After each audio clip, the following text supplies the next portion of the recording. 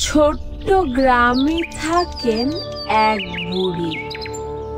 সবাই তাকে ডাকে তালপাতা দাদি।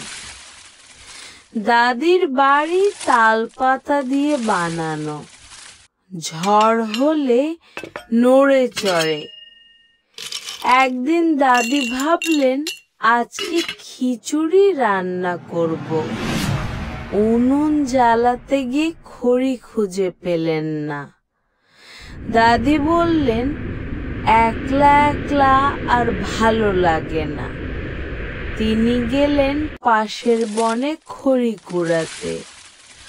হঠাৎ শুনলেন কুট কুট কুট একটা ইঁদুর। ইঁদুর বলল, আমি সাহায্য করব দাদি। দাদি হেসে বললেন, তুমি তো দারুণ। দুজনে মিলে খড়ি কোড়াতে লাগলো। পথে দেখা হলো এক টিকটিকির সাথে। টিকটিকি বলল, আমিও খিচুড়ি খেতে চাই। দাদি বললেন, তাহলে আমাদের সাহায্য করো। টিকটিকি পাতা নিয়ে আসলো আগুন ধরাতে। এবার এলো একটা ছোট্ট পেঁচা, গাছে বসে ডাকে।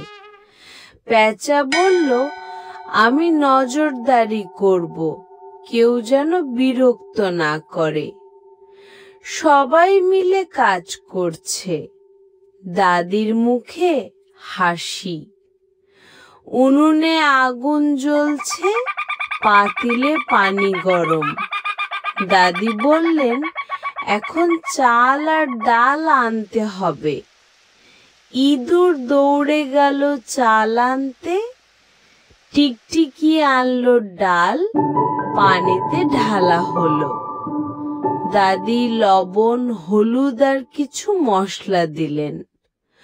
হঠাৎ ঝড় শুরু হলো। তালপাতার বাড়ি কাঁপে। সবাই দৌড়ে ঘরের ভিতর। পাতা উড়তে থাকে। দাদি চিৎকার করে বললেন, পাতিলটা বাঁচাও।